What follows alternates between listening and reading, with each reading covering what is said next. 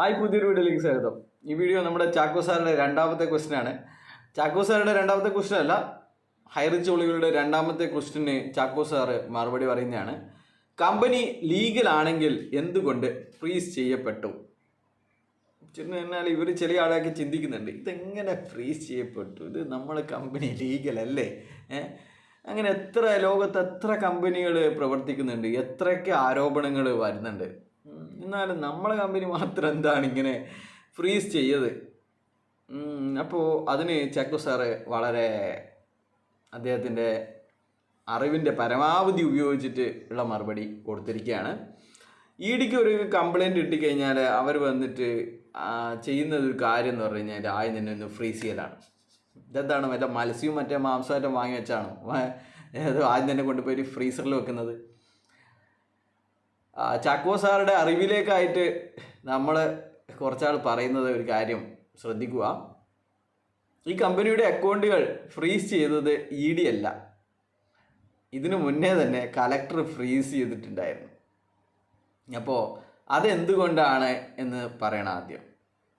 Buds authority ഈ അക്കൗണ്ടുകൾ freeze ചെയ്യാൻ വേണ്ടി ഉത്തരവിട്ടിരിക്കുന്നത് കോടതിയുടെ നിർദ്ദേശത്തിൻ്റെയും പോലീസിൻ്റെ റിപ്പോർട്ടിൻ്റെയും ബഡ്സിൻ്റെ കോമ്പിറ്റൻ്റ് അതോറിറ്റിയായ സഞ്ജീവ് കോളിൻ്റെ അന്വേഷണത്തിൽ അദ്ദേഹത്തിന് ബോധ്യമായതിൻ്റെയും ആ ബോധ്യമായത് അദ്ദേഹം എഴുതി വച്ചിട്ടുമുണ്ട്. ഏത് അക്ഷരാഭ്യാസമുള്ള ആൾക്കും അത് വായിച്ച് മനസ്സിലാക്കത്തക്ക രീതിയിൽ അദ്ദേഹം എഴുതി വച്ചിട്ടുണ്ട്. അദ്ദേഹത്തിൻ്റെ തലയിലല്ല ഉള്ളത്.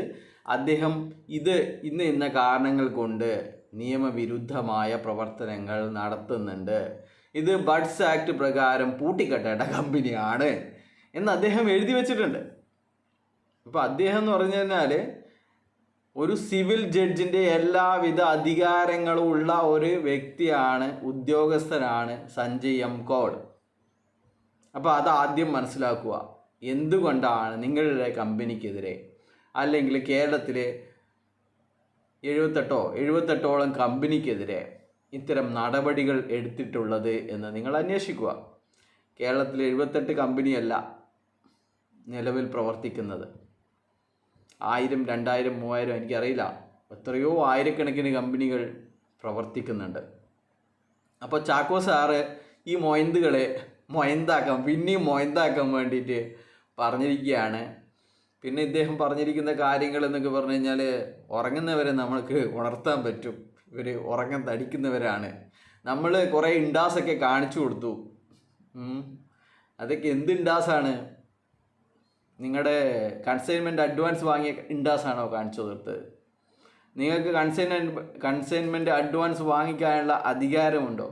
അല്ലെങ്കിൽ മോർട്ടേജ് ബോണ്ടുകളാണോ, 5 ലക്ഷത്തിൻ്റെ ബോണ്ടുകൾ ഇറക്കിയതിൻ്റെ രേഖകളാണോ നിങ്ങൾ കാണിച്ചു കൊടുത്തത്? നിങ്ങളുടെ സൂപ്പർ മാർക്കറ്റുകളുടെ മറവിൽ കോടിക്കണക്കിന് ലാഭം ഉണ്ടാകുന്നുണ്ട്, അത് നമ്മൾ ആഴ്ചയിൽ തള്ളി കൊടുക്കുന്നുണ്ട്, അതിൻ്റെ പകുതി എടുത്ത് തള്ളി കൊടുക്കുന്നുണ്ട് എന്ന് പറഞ്ഞിട്ടുള്ള രേഖകളാണോ നിങ്ങൾ കൊടുത്തിരിക്കുന്നത്? നിങ്ങളുടെ ആനുവൽ റിട്ടേൺസ് അല്ലെങ്കിൽ ആനുവൽ ബാലൻസ് ഷീറ്റാണോ നിങ്ങൾ കൊടുത്തിരിക്കുന്നത്? ഒന്നുമല്ല. നിങ്ങൾ കളക്ട് ചെയ്തത് 3000-4000 കോടി രൂപയാണെന്നും അതിൽ ഒട്ടുമുക്കാലും നിങ്ങളുടെ ലീഡർമാർക്ക് തന്നെ വിതരണം ചെയ്തിട്ടുണ്ട് എന്നും അതിൽ ഒരു നല്ലൊരു ശതമാനം തുക വിദേശത്തേക്ക് ഒളിച്ചു കടത്തിയിട്ടുണ്ടെന്നും മറ്റ് ബിനാമി പേരുകളിൽ നിക്ഷേപം നടത്തിയിട്ടുണ്ടെന്നും ആൾക്കാർ ലോൺ എടുത്തിട്ടും വീട് വിറ്റിട്ടും FD പൊട്ടിച്ചിട്ടും ഒക്കെ ഉണ്ടാക്കിയിരിക്കുന്ന തുക ഇവരുടെ പേരിൽ FD ഇട്ടിട്ടുണ്ടെന്നും ഉള്ള രേഖകളായിരിക്കും ചിലപ്പോൾ നിങ്ങൾ കാണിച്ചു കൊടുത്തിട്ടുണ്ടാവുക. എന്താണ് ഇതൊക്കെ ആലോചിക്കുമ്പോഴാണ് എത്രമാത്രം ചതിയാണ് ഇവരുടെ ആൾക്കാരോട് പറഞ്ഞിരിക്കുന്നത് എന്ന് മനസ്സിലാവുക. ആൾക്കാരെ വീട് വിറ്റിട്ടും പിന്നെ ലോൺ എടുത്തിട്ടും കൊടുത്തത് ഇവർ 7% FD ഇട്ടിരിക്കുകയാണ്. ആൾക്കാർ 12% കട എടുത്തിട്ട് ഇവർക്ക് 7% FD ഇട്ടിരിക്കുന്നു. എന്ത് വിരോധാഭാസമാണ്! മക്കളുടെ പേരിൽ നിരവധി അക്കൗണ്ടുകൾ, ലക്ഷക്കണക്കിന് രൂപ. ഇവർക്കറിയാം ഇവർക്ക് ഒരുപാട് കാലം ഒളിച്ച് താമസിക്കേണ്ടി വരും ഭാവിയിൽ. അപ്പോൾ ഇവരുടെ മക്കൾ വഴിയാധാരമാവരുത് എന്നുള്ള കൊണ്ടാണ് ഇവർ ചിലപ്പോൾ ഇവരുടെ മക്കളുടെ പേരിലും FD ഇട്ടിട്ടുണ്ടാവുക, അല്ല FD അല്ല, പിന്നെ ബാങ്കിൽ ലക്ഷക്കണക്കിന് രൂപ നിക്ഷേപിച്ചിട്ടുണ്ടാവുക. പല പല കടലാസ് കമ്പനികൾ, ഹൈറിച്ച് DS, ഹൈറിച്ച് KS, ഹൈറിച്ച് നിധി എന്തൊക്കെ പറഞ്ഞിട്ടാണ് ഇവർ അക്കൗണ്ട് ഉണ്ടാക്കിയിരിക്കുന്നത്. വേറെ ഒരു സ്റ്റാമ്പും മറ്റേ സീലും ഒരു ലെറ്റർ ഹെഡും ഉണ്ടാക്കി ബാങ്കിൽ കൊടുത്ത് നിരവധി അക്കൗണ്ടുകൾ ഉണ്ടാക്കിയിരിക്കുകയാണ്. അപ്പോൾ ഈ കമ്പനിയുടെ പ്രവർത്തനങ്ങൾ ഒട്ടും തന്നെ ലീഗലല്ല എന്നും ഇവർക്ക് രജിസ്ട്രേഷൻ കൊടുത്ത അല്ലെങ്കിൽ കമ്പനി ഓഫ് രജിസ്ട്രാർ ഇവരോട് 2 തവണ കാരണം കാണിക്കാൻ വേണ്ടി പറഞ്ഞിട്ടുണ്ടെന്നും നിങ്ങൾ മനസ്സിലാക്കുക. അതിനൊന്നും മറുപടി നൽകിയിട്ടില്ല എന്നും ഇവരുടെ പ്രവർത്തനങ്ങൾ, ഇവർ എന്തിനാണോ രജിസ്ട്രേഷൻ എടുത്തത്, എന്തൊക്കെ ബിസിനസ്സാണ് ചെയ്യുന്നുണ്ട് എന്ന് പറഞ്ഞത്, അതൊന്നുമല്ല ചെയ്യുന്നത്, അതിൻ്റെ മറവിൽ മണി ചെയിനാണ് ചെയ്യുന്നത് എന്ന കാര്യം എല്ലാവർക്കും അറിയാം. അതുകൊണ്ട് തന്നെയാണ് ED ഇത്രയും രേഖകൾ പരിശോധിച്ച് 2 ദിവസത്തെ അന്വേഷണത്തിൻ്റെ ഒടുവിലാണ് ഫ്രീസ് ചെയ്തത്. അല്ലാണ്ട് പാഞ്ഞും കയറി വന്നിട്ട് ഫ്രീസ് ചെയ്തിട്ട് പോവുമല്ല, വല്ല കള്ളന്മാരും വന്നിട്ട് പിന്നെ കട്ടിട്ട് പോകുന്ന പോലെയല്ല. 2 ദിവസത്തെ വിശദമായ അന്വേഷണത്തിന് ശേഷമാണ് ഇത്രയും രേഖകൾ പിടിച്ചെടുത്തതിൻ്റെയും ഇത്രയും ബാങ്കുകളെ നിക്ഷേപങ്ങൾ കണ്ടുകെട്ടിയതിൻ്റെയും വെളിച്ചത്തിലാണ് ഈ കമ്പനിയുടെ അക്കൗണ്ടുകൾ ഫ്രീസ് ചെയ്തിരിക്കുന്നത്. അതുപോലെ തന്നെയാണ് ബഡ്സ് അതോറിറ്റിയുടെ ഫ്രീസിങ് വന്നിട്ടുള്ളത്. ചാക്കോ സാറ് ഈ മൊയന്തുകളെ പിന്നെയും മണ്ടന്മാരാക്കരുത് എന്നുള്ള അപേക്ഷ മാത്രമേ ഉള്ളൂ. ചാക്കോ സാറ് ചിലപ്പോൾ ഒരു വലിയ ലീഡറായിരിക്കാം, അല്ലെങ്കിൽ നല്ല പൈസ തന്നിട്ടുണ്ടാവും. നിങ്ങൾക്ക് ബുദ്ധിയില്ലെങ്കിലും കുറച്ച് പ്രായമുണ്ട്. അതുകൊണ്ട് പ്രായമുള്ള ഒരാൾ പറയുമ്പോൾ നമ്മൾ പറഞ്ഞാലെല്ലാം നമുക്കൊക്കെ പശ്ചാത്തലം മറ്റേതാണ്, തട്ടിപ്പും വെട്ടിപ്പും അത് മാത്രമാണ് നമ്മുടെയൊക്കെ പശ്ചാത്തലം. നിങ്ങൾക്കാകുമ്പോൾ കുറച്ച് പ്രായമുണ്ട്, അതുകൊണ്ട് നിങ്ങളിങ്ങനെ പറയണം. നിങ്ങളുടെ ഓരോ വീഡിയോക്കും അല്ലെങ്കിൽ ഓരോ വോയിസിനും നമ്മൾ ഇത്രയും പൈസ തരാം എന്നൊക്കെ പറഞ്ഞിട്ട് കെട്ടിയിറക്കിയതായിരിക്കാം ഇദ്ദേഹത്തെയും. അതുപോലെ തന്നെ ഒരു